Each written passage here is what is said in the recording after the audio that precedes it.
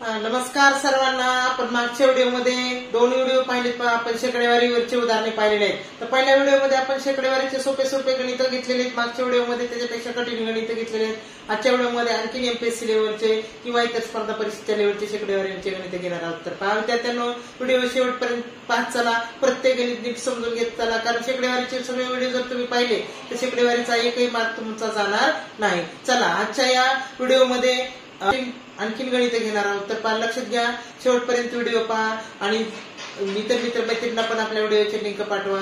आणि जर कोण सबस्क्राईब करायचं राहिलं असेल तर सबस्क्राईब करा. चला, 400चा 40% काढून येणाऱ्या संख्येचा पुन्हा 40% काढला तर आलेली संख्या मूळ संख्येच्या किती पट असेल? 400चा 40% काढूं. चला, दिलेल्या सूचनेप्रमाणे करू आपण. 400चा 40% काढू. 400चा म्हणजे गुणिले 40%. 40% म्हणजे 40 भागिले 100. चला, काटाकाटी करू. 2 शून्य कटले, 2 शून्य कटले, किती आले? 160. बघा, 40% काढून येणाऱ्या संख्येचा म्हणजे 160चा पुन्हा 40% केला, त्याचा 40% करू आपण. हा शून्य कटला, हा कटला, 16 64. आता आलेली येणारी संख्या ही मूळ संख्येच्या किती पट असेल? आता येणारी संख्या म्हणजे कोणती? 64 ही संख्या मूळ संख्येच्या म्हणजे कोणाच्या? 400च्या किती पट असेल हे आपण काढू. तर पहा, संक्षिप्त रूप करत चलो आपण. याला 4 ने भाग जाते, खालच्या ह्याला पण 4 ने भाग जाते. खाली 4 ने भाग दिला, 100 आले. 64ला 4 ने भाग देऊ. 4 1 4, 4 6 24. परत पुन्हा 4 ने भाग जाते, 4 चौक 16 आणि खाली भाग देऊ 25. म्हणजे 4/25 पट आहे. म्हणजे येणारी संख्या जी आहे ती मूळ संख्येच्या 4/25 पट. चला, पुढचं गणित पहा. एका गावात मराठी जाणणारे 82%, हिंदी जाणणारे 76%, दोन्ही भाषा जाणणारे 2244 लोक आहेत. तर त्या गावात दोन्ही भाषा न जाणारे 8% लोक असल्यास त्या गावची लोकसंख्या किती? अशाच प्रकारचं उदाहरण पहा. या गणित विषयात इतके उत्तीर्ण झाले, मराठी विषयात इतके उत्तीर्ण झाले, अनुत्तीर्ण किती झाले, अशाच टाईपचं उदाहरण परीक्षेमध्ये भरायचं येतं. चला, एका गावात मराठी जाणणारे होते 82% आणि हिंदी जाणणारे 76%. दोन्ही भाषा जाणणारे होते 2244% आणि दोन्ही भाषा न जाणणारे 2244 लोक होते दोन्ही भाषा जाणणारे आणि न जाणणारे 8% लोक होते. तर त्या गावची लोकसंख्या विचारली. तर काय करायचं पहा. मराठी जाणणारे किती आहेत? मराठी जाणणारे आहेत 82%. आता 82% जाणणारे आहेत, तर न जाणणारे किती ते आपण काढू. पहिल्यांदा न जाणणारे, मराठी भाषा, मराठी न जाणणारे. आता जाणणारे माहितीत आपल्याला किती टक्के आहेत? 82%. मग न जाणणारे काय करायचे? 100 मधून 82 वजा करून टाकायचे. न जाणणारे टक्क्यामध्ये आहे म्हणून 100 मधून 82 गेले, उरले किती? उरले 18. म्हणजे बघा, न जाणणारे किती टक्के झाले? 18%. आता हिंदी भाषेचं पण तसंच आहे पहा. हिंदी भाषा जाणणारे आहे 76%. मग हिंदी भाषा न जाणणारे किती आपण काढू? हिंदी भाषा न जाणणारे. आता याला सुद्धा तसंच करायचं. 100 मधून 76 वजा करायचे. 100 मधून 76 गेले, उरले 24. 24% हे हिंदी भाषा न जाणणारे लोक आहेत. तर तिथं पुढं काय दिलेले? दोन्ही भाषा जाणणारे संख्येमध्ये दिलेले आणि दोन्ही भाषा न जाणणारे 8%. आता इकडे बघा, मराठी भाषा न जाणणारे किती आहे? 18%. हिंदी भाषा न जाणणारे किती आहे? 24%. आता बघा, 18% दोन्ही भाषा न जाणणारे. दोन्ही भाषा न जाणणारे 8%. मराठी पण आणि हिंदी पण दोन्ही भाषा न जाणणारे. दोन्ही भाषा न जाणणारे किती आहेत? 8%. आता एक लक्षात घ्या, त्याच्यामध्ये दोन्ही भाषा न जाणणाऱ्यामध्ये काही मराठी न जाणणारे आहेत, काही हिंदी न जाणणारे आहेत. मग फक्त मराठी न जाणणारे त्यातले काढून फक्त मराठी न जाणणारे किती बघू आपण. फक्त मराठी न जाणणारे. आता इकडे लक्षात द्या बघा, मराठी न जाणणारे 18% होते आणि हिंदी न जाणणारे 24% होते. पण ते दोन्ही भाषा न जाणणारे ते 8% होते. मग त्यातले आपण काय करू? मराठी भाषा न जाणणारे बघा, ते 8% काढून टाकू आपण. टोटल 18% मधून 8% काढून टाकले, राहिले 10%. कारण आपण दोन्ही भाषा न जाणारे 8%, मग त्याच्यातले मराठीतले 8% आपण कमी करू, 10%. आता 10% राहिली मराठी भाषा न जाणारी. आता फक्त हिंदी भाषा न जाणारी बघा, फक्त हिंदी भाषा न जाणणारी. आता फक्त हिंदी भाषा न जाणारे, आता हिंदी भाषा न जाणारे किती व्हायचे 24%, पण दोन्ही भाषेमध्ये ते परत 8% आले, म्हणून 24 मधून 8 गेले, उरले 16%. जर लोक असतील तर त्याच्यामधले 8% हे दोन्ही भाषा न जाणणारे आहेत, त्याच्यामधले 10% आपण मगाशी काढले, 10% मराठी भाषा न जाणणारे आहेत, परत पुरा 24 मधून 8 गेले, 16% हिंदी भाषा न जाणणारे आहेत. ते आपण काय करू, हे 100% मधून काढून टाकू. 100 वजा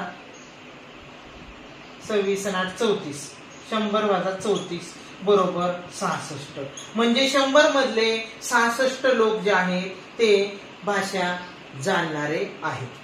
आता न जाणणारे आपण काढून टाकले, त्यामुळे जाणणारे आहेत. म्हणजे 100 मधले 66 लोक हे भाषा दोन्ही भाषा जाणणारे आहेत. तर आपल्याला इथं संख्येमध्ये दिलेले, जर 2244 संख्या असेल त्यावेळेस ती लोकसंख्या किती असेल, म्हणजे आपण त्याला x म्हणू. ज्यावेळेस 100 लोकसंख्या असेल त्यावेळेस 66 हे दोन्ही भाषा जाणणारे असतील, तर x जर लोकसंख्या असेल तर भाषा जाणणारे किती आहे 2244. ते आपण सोडून घेऊ, ते गुणाकार करू. 100 गुणिले 2244 इथं मांडू आपण. 100 गुणिले 2244 भागिले 66. आता ह्या 66 ला आणि 2244 ला 11 भाग जाते, 11 6 66, 11 दुने 22, 4 ला भाग जात नाही, भाग शून्याचा, 11 चौक 44. परत पुन्हा 6 आणि 204 ला भाग देऊ, 6 तरी 18, 2 उरले, 6 चौक 24. म्हणजे 100 गुणिले 34 म्हणजे 34 गुणिले 100 बरोबर 3400 एवढी लोकसंख्या असेल. अशाच प्रकारचं उदाहरण आपल्याला अनुत्तीर्ण, उत्तीर्ण किंवा पास नापास अशा स्वरूपात. चला पुढचं उदाहरण बघा. गहू व ज्वारीच्या किमतीचे गुणोत्तर 8:9 आहे. जर गव्हाची किंमत 20% वाढली व ज्वारीची किंमत 30% वाढली तर नवीन किमतीचे गुणोत्तर काय असेल. तर पहा, ज्वारी आणि गहू आणि ज्वारी याचं गुणोत्तर दिलेले बघा 8:9. म्हणजे गहू किती 8 आणि ज्वारी किती 9 असं प्रमाण दिलेले पहा. म्हणजे 8:9 हे गुणोत्तरामध्ये मांडलेले पहा ज्वारीचं. आता गव्हाची किंमत 20% वाढवली. आता आपण पहा 8चं काय करू, 8चे 20% काढू. त्याच्यापेक्षा आपण काय करू, 8/9 जे गुणोत्तर येणार आहे तर त्याचं आपण काय करू, सममूल्य अपूर्णांक तयार करू. त्याला आपण 10 ने गुणू, वर 10 ने गुणलं की खाली पण 10 ने गुणू. किती झालं 80. गव्हाचं झालं 80 आणि ज्वारी झाली 90. आता पहा गव्हाची किंमत 20% वाढली म्हणजे 80चे 20% करू आपण. 80चे 20% केले, हा शून्य कटला, 80चे 20% 16. म्हणजे वाढवून किती आले, पहिले होते 80 आता झाले 16 म्हणजे झाले 96. आता पुढचं काय, ज्वारीची किंमत 30% वाढलेली म्हणजे ज्वारीचं प्रमाण किती आपण होतं 90. 90चे 30% करू आपण. हा शून्य कटला, हा शून्य कटला म्हणजे 27. म्हणजे 90 मध्ये 27 वाढले म्हणजे पहिले 90 होते आता 27 वाढले म्हणजे झाले 117. आता हे झालं गुणोत्तर 96 गव्हाचं आणि ज्वारीचं 117 म्हणजे 96 117. आता आपण संक्षिप्त रूप करू त्याचं. 96/117. बघा यांच्या अंकाची बेरीज वरची 15 येते, खालची येते 9 म्हणजे ह्याला 3 ने भाग जाते. 3 त्रिक 9, 2 उरले, 3 9 27, 3 त्रिक 9, 3 2 6. आता बघा ह्याला 4 ने जाते, 8 ने जाते, 16 ने जाते, पण ह्याला फक्त 3 ने जाते. मग ह्याला 3 ने नाही जात म्हणजे हेच गुणोत्तर येणार 32:39 अशा प्रकारे. म्हणजे गहू आणि ज्वारी याचं नवीन गुणोत्तर झालं 32:39.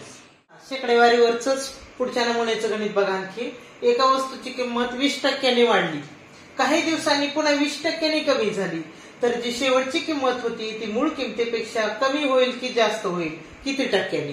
पण असं गणित वाचलं की विद्यार्थी सरळ सरळ पर्यायामध्ये असतं की वाढली नाही कमी झाली नाही, किती टक्क्यांनी.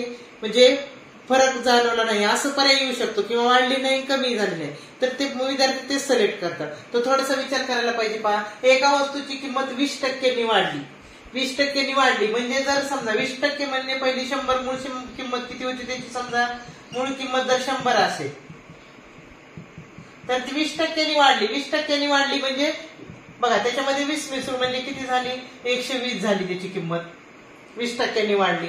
आता बघा पुन्हा त्याची 20% कमी झाली म्हणजे एक लक्षात घ्यायचं, 20% कमी झाली म्हणजे 100 नाही धरायची. आता ही किंमत किती झालेली धरायची, 120. 120 चे 20% करू आपण, 120 चे 20% करू. हा शून्य काटला, हा शून्य काटला, 12 × 2 = 24. म्हणजे पहा अगोदर वाढली 20% वाढली त्यावेळेस किती झाली, 120 झाली. आणि मग 120 चे परत पुन्हा 20% कमी झाली म्हणून 120 चे 20% करू, 24 झाले. 24 ने कमी झाली म्हणजे 120 होती ती 24 ने कमी झाली म्हणजे किती झाली बघा, 96 झाली.